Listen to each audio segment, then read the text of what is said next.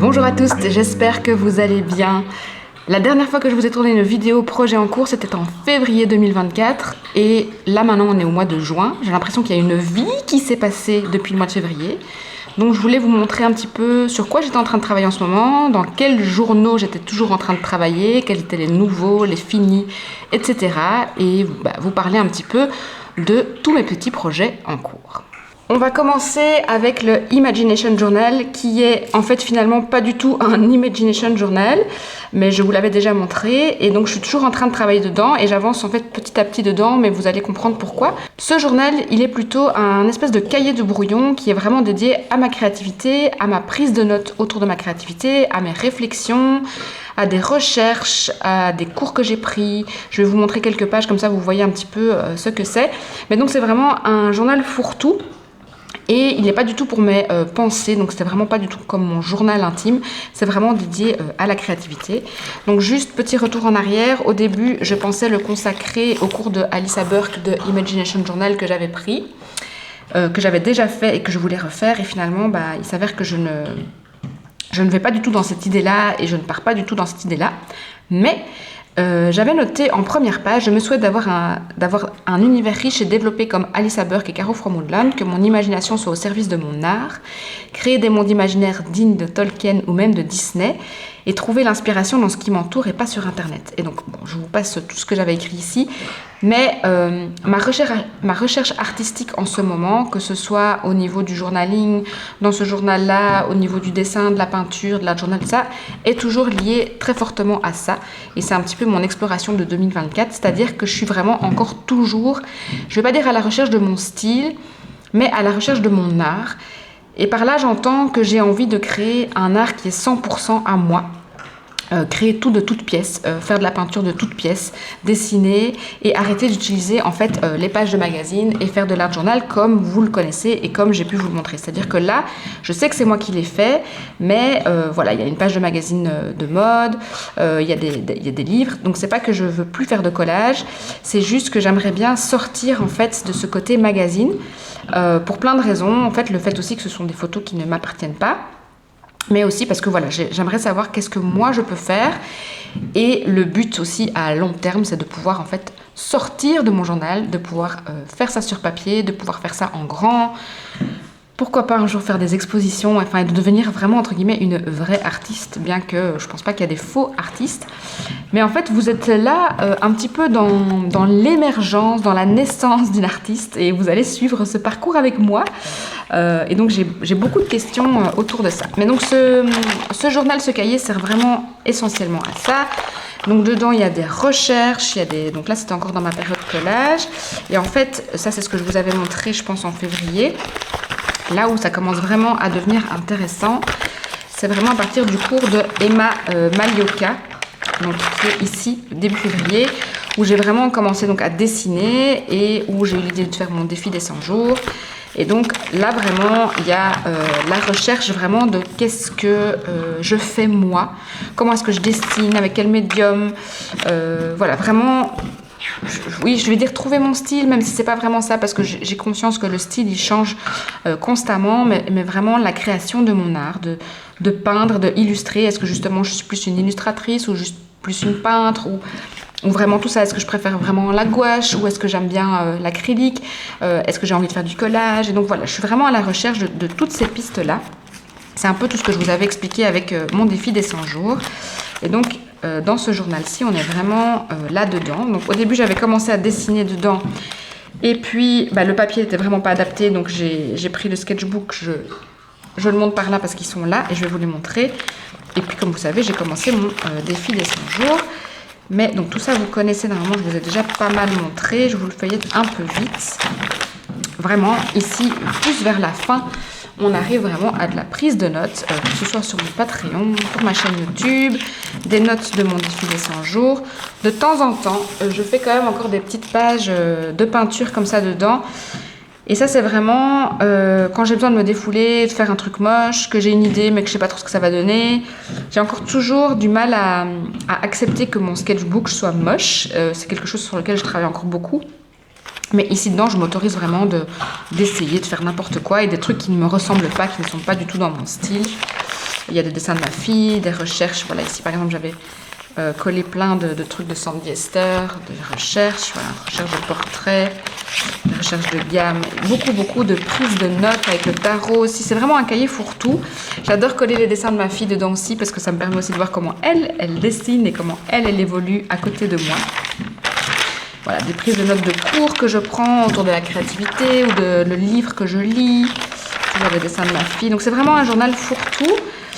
Voilà, ici typiquement exercice d'art-thérapie que je vais faire aussi dedans parce que c'est voilà, ça ressemble à rien entre guillemets, c'était juste pour me faire du bien et me soulager. Des essais, encore des essais, voilà, des exercices de développement personnel et encore des mind maps. Enfin voilà, il y a vraiment de tout. Je ne peux pas vous l'expliquer mieux que vous dire que c'est donc un journal de brouillon, un cahier de brouillon. Il est là en bas. Il n'y a aucun filtre dedans. Si j'écris mal, je prends le premier bic qui vient, je fais le premier truc qui vient. Il n'y a pas du tout de performance artistique dedans et je pense qu'on a vraiment besoin d'avoir des cahiers comme ça où il y a zéro pression. Le deuxième journal que je tiens toujours, et je sais que ça vous surprend souvent quand je vous en parle, en tout cas sur Discord, parce que je ne le montre jamais, et c'est parce que c'est vraiment un journal très personnel et que j'aime pas trop le montrer parce que j'écris vraiment des choses très personnelles, c'est mon agenda créatif que je tiens toujours très bien et qui est en train d'exploser alors que je suis à la moitié de l'année. Je ne vais pas vous montrer beaucoup dans ce journal-là parce que c'est très personnel. Si vraiment vous voulez le voir et si vraiment ça vous intéresse, j'ai fait une vidéo sur Patreon. Et donc là, je vous explique un petit peu mieux dedans. Mais c'était juste pour vous informer, puisqu'on parle de projets en cours, que je tiens toujours ce journal. Et j'ai gardé 2 pages pour vous montrer. Et donc là, on est vraiment dans le régressif au possible. Le type de page que je tiens, et donc là c'est vraiment de la prise de souvenirs. Je colle, là j'étais à Amsterdam donc j'ai collé mes tickets de métro, ce que j'avais mangé, voilà, j'ai fait des crêpes donc j'arrivais à la fin du truc de Cassonade donc je colle ça. Je colle toujours les printables de Pocket Pam, les trucs mignons, régressifs, cuculapraline. Ça c'est vraiment mon journal de l'enfant intérieur, mais c'est aussi mes souvenirs. J'adore le tenir en fait, je suis toujours contente de le retrouver et d'avoir cette trace de ce que j'ai fait de mes journées. Je m'organise un tout petit peu dedans quand même parce que je note quand même parfois des tâches. Par exemple là j'étais à Amsterdam, mes vidéos par exemple pour YouTube ou Patreon je note un petit peu mais vraiment pas beaucoup. C'est de nouveau parce que c'est un agenda. Et l'année prochaine, du coup, en fait, ça me plaît vraiment beaucoup de le tenir. Et je trouve que comme il est très simple, je vais vous montrer une page nue, un peu façon bullet journal, mais déjà pré-rempli. C'est vachement facile de se projeter dedans pour moi parce qu'il n'y a rien, il n'y a pas de fioriture. Donc je peux faire un peu ce que je veux dedans. Et du coup, l'année prochaine, je ne sais pas encore très bien si je continue de tenir un agenda de ce type. Ou si je me lance ou j'ose le Hobonichi 5 years, donc le Hobonichi 5 ans, qui est sur 5 ans. Ou si je prends un bullet journal tout simple et je continue façon bullet journal parce que j'ai retrouvé mon composition book de l'année dernière où je tenais des pages hebdomadaires et je trouvais ça très chouette aussi. Je me dis ah oui c'était chouette, c'était sympa aussi. Ou alors il y a aussi le Creative Diary d'Illusion que je trouve aussi très chouette. En tout cas je me suis dit que j'avais envie de continuer l'expérience de l'agenda et de la prise de notes de souvenirs et de manière comme ça très brouillon, très régressive, projet pour moi dans lequel je m'amuse, pas prise de tête, que j'ai pas spécialement envie de montrer. Je vous montre ici encore une deuxième page. Mais je sais pas encore juste quel cahier ou quel agenda je vais acheter pour ça.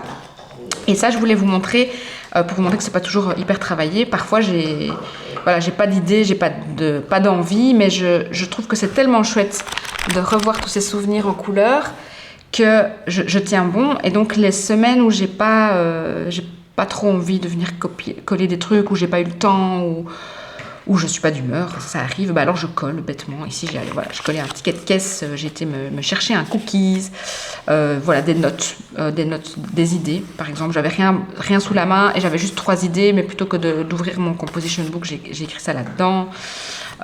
Donc c'est pour vous montrer un petit peu que je tiens toujours ça. Voilà, ça c'est la vue du mois de juin. Celle-ci n'est pas très remplie parce que j'ai pas encore fait beaucoup de choses dedans. Mais voilà, de nouveau, si vous voulez voir un tour vraiment plus complet et voir vraiment à l'intérieur de ce journal-là, eh bien, sur Patreon, supplément caramel, donc c'est le 2e palier à 7 €, je vous fais je l'ai posté le 12 juin, un vlog en fait, un vlog où je vous montre mon studio et où dedans je vous montre vraiment plus en profondeur mon agenda créatif. Alors, on en arrive à la partie sketchbook. Je ne sais pas très bien comment je vais m'organiser pour vous montrer ça, parce que j'ai plein de choses à vous montrer en termes de sketchbook, parce qu'en fait, je n'ai pas que ces 2 sketchbooks-là. J'en ai 1, 2, 3, 4, 5. J'ai 5 sketchbooks. Je suis de nouveau repartie dans une boulimie de 1000 cahiers, mais vous allez vite comprendre pourquoi. Donc, je ne sais pas comment je vais organiser cette partie de vidéo. En tout cas, je voulais déjà vous montrer, du coup, celui-ci, parce que c'est celui-là avec lequel je vous avais quitté pour le défi des 100 jours, qui est là-dedans que j'ai commencé mon défi des 100 jours. Donc là, je vous l'avais quand même pas mal feuilleté. Je pense qu'on s'était arrêté à mes fameuses peintures à la gouache que j'adorais. Et donc, entre-temps, je l'ai fini depuis la dernière fois que je vous l'ai montré. Voilà, je pense que on s'était arrêté ici. Donc, le défi des 100 jours, c'était en mars. Et donc, entre-temps, j'ai fini mon défi des 100 jours. Et je ne vais pas trop vous en parler dans cette vidéo-ci, parce que je pense que j'aimerais quand même faire un bilan défi des 100 jours. Mais je dois d'abord faire un bilan dans ma tête et un bilan de tout ce que j'ai appris. C'est encore trop frais.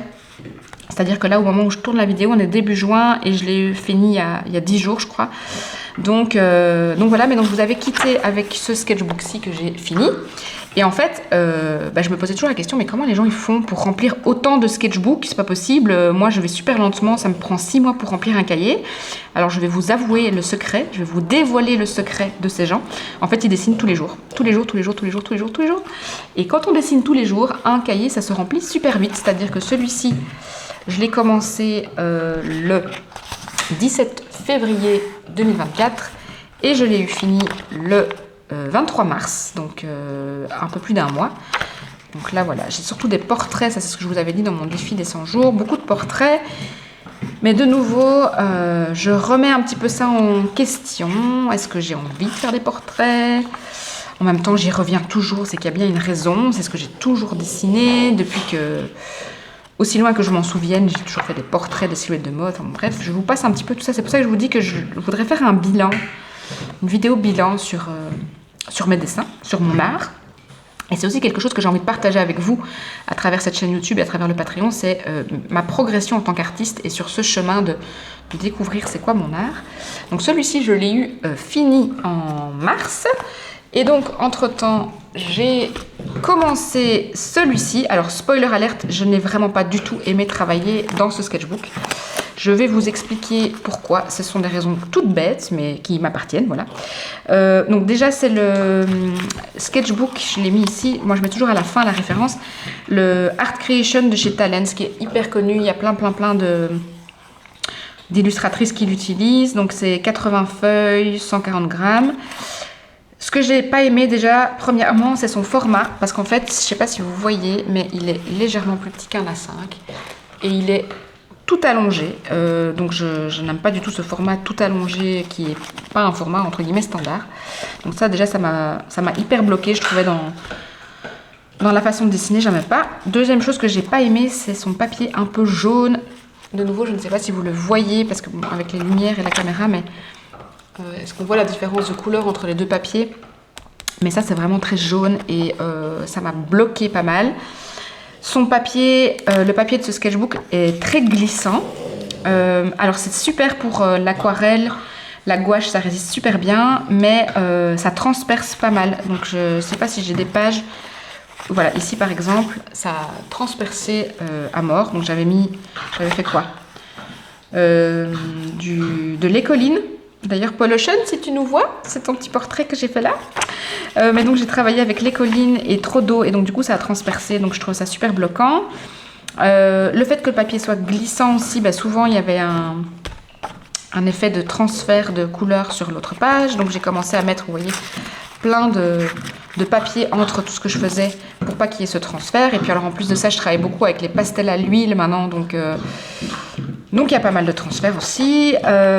Et autre chose aussi, c'est que le papier bouloche.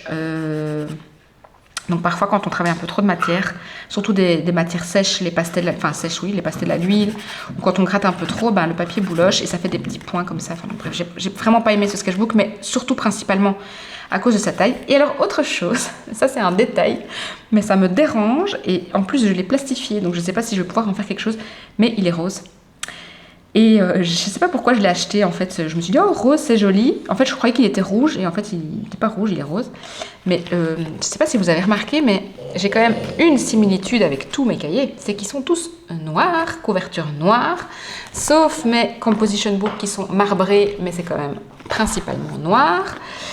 Et voilà, alors est-ce que c'est un truc de style trouble psychologique de ma part, je n'en sais rien, mais le fait qu'il soit rouge, ça m'a pas donné du tout envie d'aller le chercher. Bon, ça n'empêche que je l'ai quand même utilisé, je l'ai quand même fini, j'ai quand même travaillé dedans, mais je ne rachèterai plus ce carnet, ni même les Moleskine. D'ailleurs, je vous avais dit que j'avais acheté un Moleskine aquarelle, je l'ai revendu sur Vinted, parce qu'en fait, ils ont le même format, cette espèce de format allongé.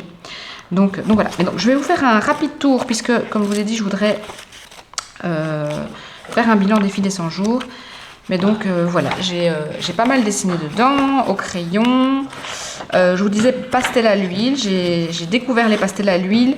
J'avais déjà un petit peu expérimenté dans l'autre.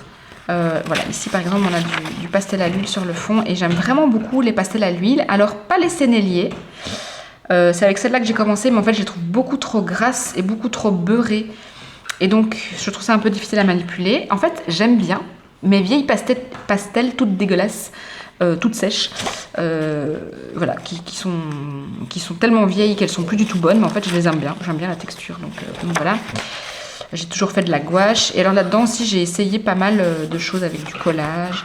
J'essaye toujours de trouver ce moyen d'ajouter du mix média, d'ajouter du collage, de revenir aussi à la source, parce que c'est quand même par le collage que j'ai fini. J'ai fait beaucoup de cours avec Emma Malioka, puisque je suis partie aussi à Amsterdam avec voir Emma Malioka. J'ai fait une journée de workshop à Amsterdam avec elle, c'était super. Et je vais du coup pouvoir passer sur mon troisième sketchbook pour vous parler de ça. Donc voilà, beaucoup de zoom que j'ai fait avec elle sur son Patreon. Je suis restée très longtemps sur son Patreon, maintenant j'ai arrêté entre-temps. Alors, je voulais quand même vous montrer ça, parce que, de nouveau, ce sont des peintures que j'ai faites que j'adore. Et je suis aussi en même temps mitigée, parce que j'ai l'impression d'être dans ma zone de confort avec ça, parce que c'est pour moi facile à faire. Je sais que ça n'a pas l'air facile comme ça, mais pour moi, c'est vraiment ma zone de confort. En même temps, j'adore, j'aime vraiment bien. Je me sens tout à fait à l'aise avec la gouache, avec les médiums de l'eau, etc. Donc voilà, mais je pense que je suis aussi au début de cette pratique et de cette recherche, puisque bon, février, ça fait 3-4 mois, et que je ne dois pas déjà maintenant m'enfermer dans un style et dans un médium, parce que j'ai encore toute la vie devant moi. Mais donc voilà. Néanmoins, à chaque fois, je reviens quand même toujours avec l'eau, la gouache. Voilà, il y a des ratés aussi, complètement ratés. J'essaye de m'autoriser à rater, mais j'ai vraiment du mal. Il y a d'ailleurs parfois des pages où voilà, ici, j'ai raté quelque chose. Et donc, voilà, j'ai écrit, je fais parfois des trucs tellement moches et si ratés que ça me met dans un état de colère si intense. Je préfère alors déchirer ou cacher. Après tout, c'est mon sketchbook. Voilà. Il y a plein d'artistes qui vont vous dire « ça sert à rien de raturer, ça sert à rien de déchirer, garder, nanana. » Moi, j'ai pas envie de garder. Quand je m'énerve, ça me rappelle un mauvais souvenir, donc je préfère déchirer et passer à autre chose. C'est ma façon de processer et de nouveau, j'ai envie de vous dire, les règles, c'est vous qui les fixez, donc n'écoutez pas ces gens qui vous disent « ne raturez pas, gardez tout ». Si vous n'avez pas envie de garder, vous n'avez pas envie de garder et vous jetez. Voilà, c'est qu'un sketchbook, quoi. Donc voilà, alors ici, il y a toutes mes explorations avec les pastels à l'huile. Et en fait, je les trouve super fun. Et d'ailleurs, j'ai fait un portrait au pastel à l'huile juste ici. Voilà, que j'adore. Je trouve... il y a plein de choses super chouettes dans ce portrait. Donc, il y a encore pas mal de choses à découvrir. Alors, il y a des pistes parfois que j'explore et que je continue pas. Donc, par exemple, ça. Mais je trouve pas ça, moi. Je trouve ça très fin. Très... Voilà, moi, je suis plus brute. Donc voilà, il y a des recherches, n'importe quoi. Et en fait, à partir de Amsterdam aussi, mon dessin a vraiment évolué. Cette journée à Amsterdam avec Emma était vraiment top et j'ai vraiment appris des trucs de fou. Et ça a vraiment fait un bond dans ma pratique. Mais du coup, je me suis vraiment, entre guillemets, enfermée dans le portrait au crayon. Et je suis pas sûre que c'est ce que j'ai envie. Donc, voilà, c'est pour ça que je vous dis j'ai besoin de faire un bilan moi-même. Là, je voulais juste vous montrer mes projets en cours. Donc voilà, ça c'est ce sketchbook-ci. Et donc, on en arrive à mon troisième sketchbook que je vais vous montrer. Donc ça, c'est le 3e sketchbook, mais je ne sais pas si je l'aime bien ou pas. Je vais de nouveau m'expliquer. Donc c'est le sketchbook qu'on a reçu à notre journée à Amsterdam. Donc on est arrivé, on avait un sketchbook qui nous attendait. D'ailleurs, je trouve ça génial parce que c'est celui-là que j'ai reçu avec cette peinture de Leonardo da Vinci. Et c'est une peinture que j'adore. D'ailleurs, j'ai acheté un livre avec cette peinture-là en cover. J'étais très contente parce que j'ai vu ce que les autres participantes avaient reçu et j'ai comme le sentiment que chacune avait son style de peinture. C'était très marrant. Et donc ça, c'est un cahier A4 de chez... j'ai pas collé cette fois-ci, mais c'est parce que j'ai la référence en haut. C'est le A4 de chez Action que vous trouvez à 2 €, dont Emma parle beaucoup dans son Patreon. Elle dit que c'est son sketchbook préféré. Et donc, je suis mitigée, mais je vais vous expliquer pourquoi. En fait... J'adore ce cahier, le papier est vraiment top, même si c'est un papier absolument dégueulasse. C'est vraiment un papier dégueulasse pour travailler avec, mais il y a un truc qui fait qu'il est vraiment génial. Mais comme c'est un cahier qu'on m'a donné, que j'ai reçu, qui correspond à une journée particulière et qui correspond à des exercices en particulier, j'ai du mal à travailler dedans pour cette raison-là. C'est-à-dire que j'ai comme un frein qui me dit « Ok, bah maintenant je dois faire que des portraits et que des exercices du style que j'ai appris avec Emma. » Et je me bloque avec ce cahier du coup. Donc j'essaye un petit peu de me forcer à avancer. Je vais passer rapidement en revue les exercices qu'on a fait parce que je ne voudrais pas non plus donner le cours de Emma et que voilà.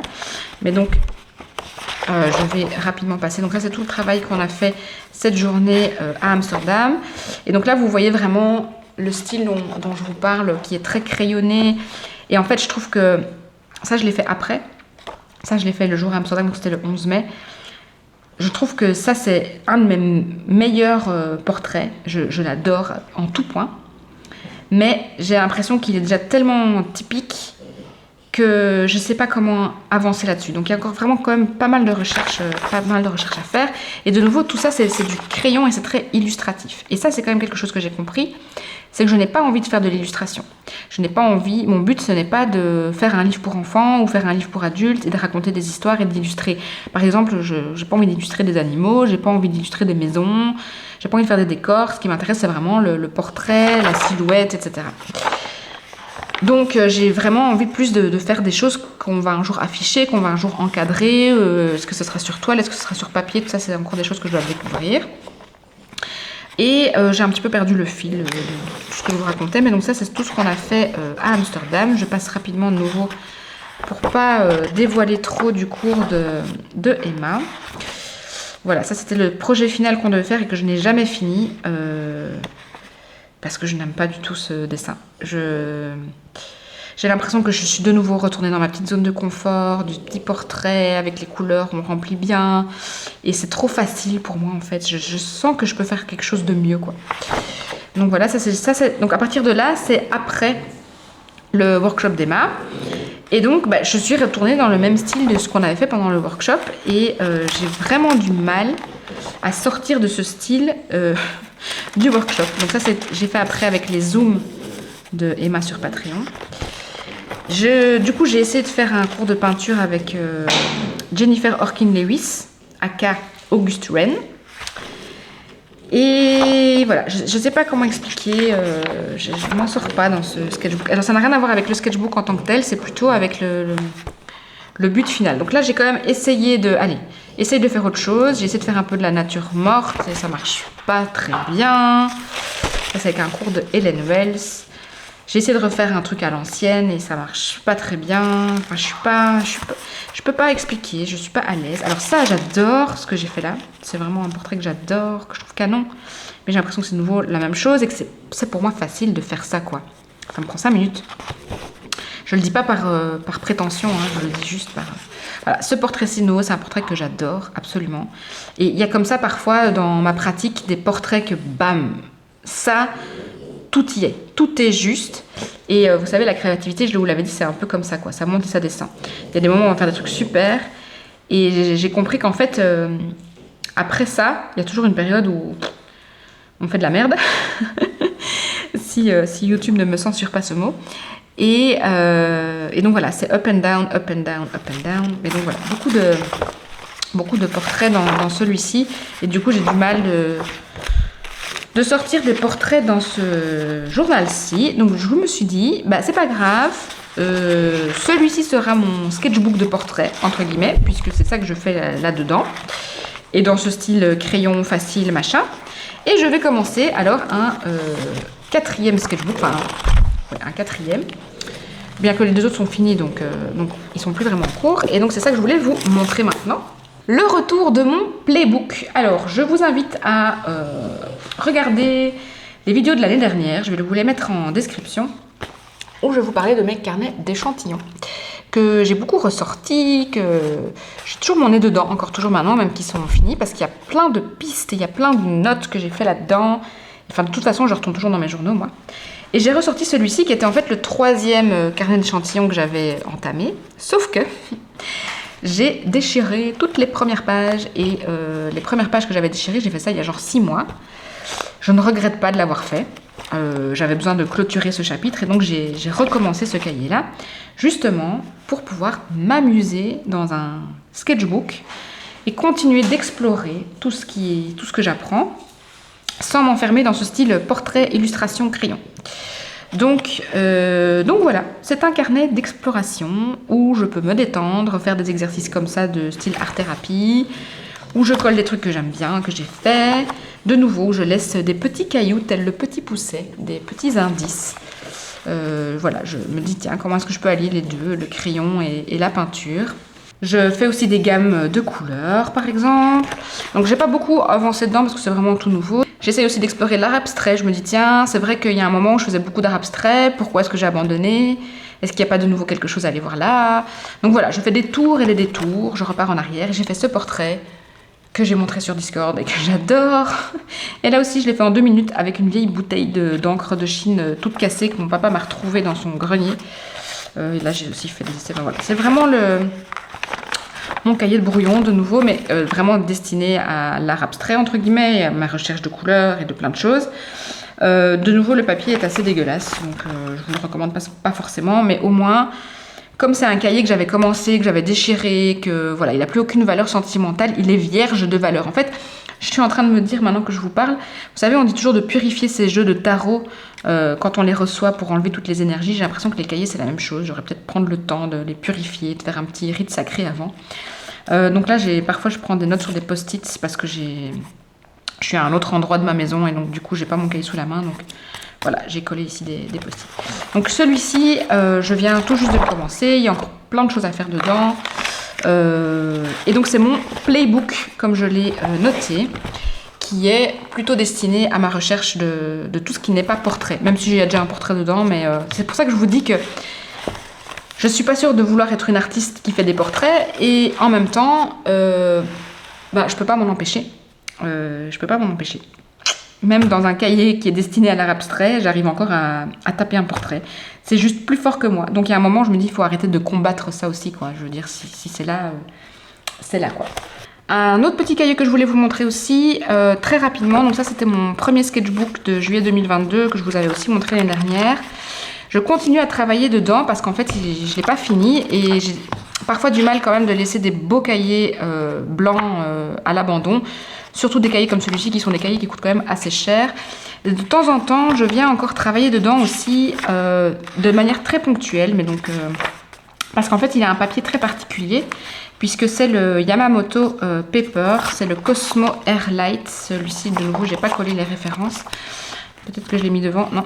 Donc, c'est le Cosmo Air. Et donc, il a un papier glacé un peu style Tomoe River. Et c'est aussi pour ça que j'arrive pas à dessiner beaucoup dedans parce que c'est très particulier, on ne sait pas vraiment bien travailler les médiums à l'eau.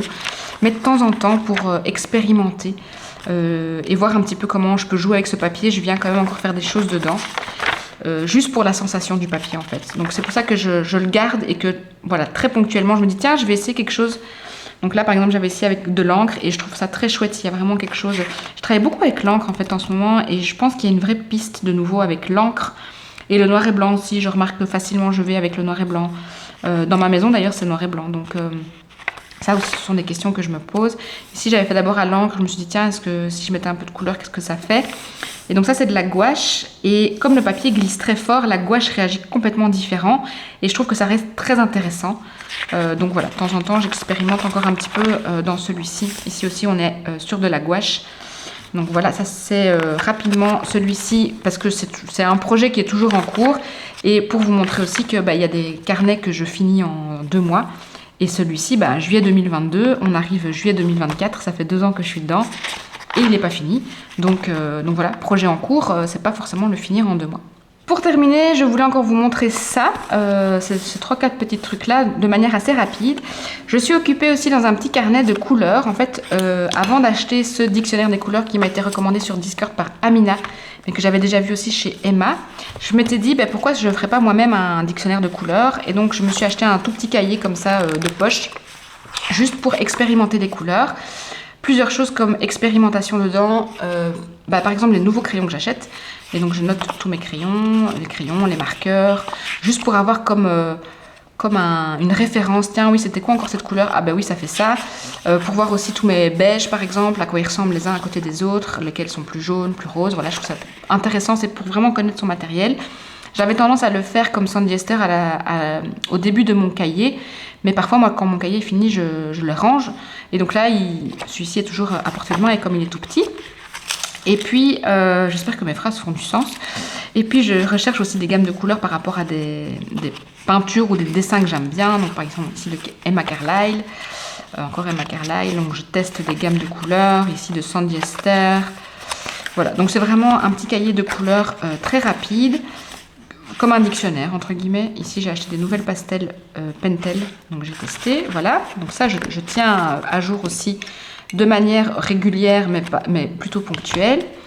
Et finalement, j'ai quand même acheté ce dictionnaire des couleurs, si vous ne le connaissez pas. Donc, c'est A Dictionary of Color Combination. Voilà, je ne vais pas trop m'attarder là-dessus, c'est vraiment juste des gammes de couleurs. Je ne travaille pas encore beaucoup avec, mais je le trouve très straight to the point, très facile à utiliser. Donc voilà, je pense que ça, c'est vraiment un outil à avoir dans sa boîte à outils. Et autre chose que je voulais vous montrer, j'ai découvert le travail de Tina Berning et je suis tombée absolument amoureuse de ce qu'elle fait, et pour le coup de ce qu'elle fait et pas de l'artiste, du personnage, parce que je me rends compte que souvent je tombe amoureuse d'un artiste personnage, typiquement Sandy Esther, mais est-ce que j'aime vraiment ce qu'elle fait? Est-ce que j'accrocherais ce qu'elle fait chez moi? Ça, c'est une autre question. Tandis que là, je suis tombée amoureuse de son art. Et après, je me suis renseignée sur l'artiste. Et donc, c'est une artiste allemande qui fait en fait des peintures illustratives de femmes, de mode, sur papier.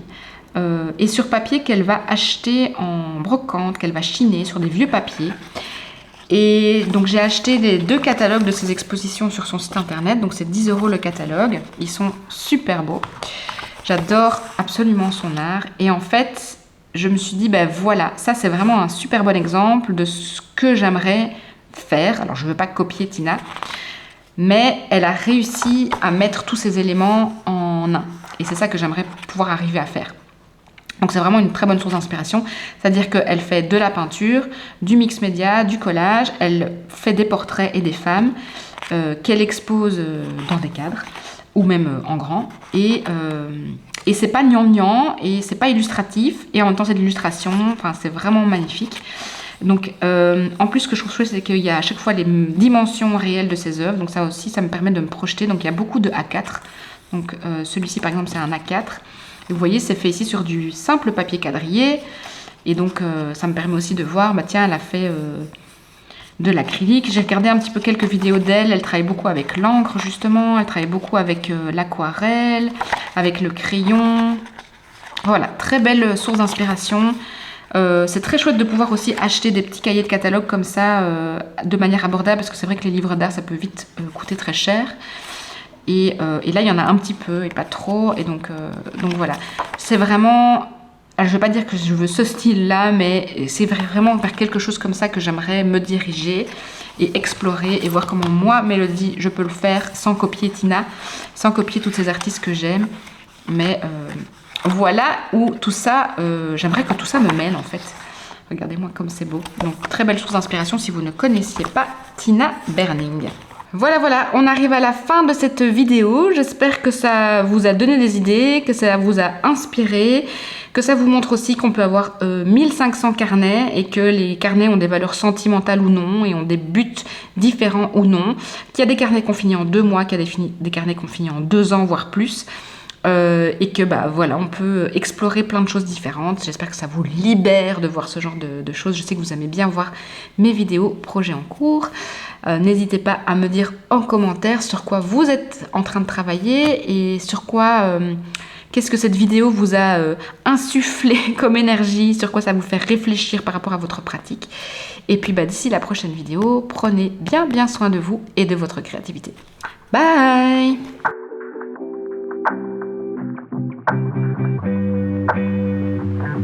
Thank you.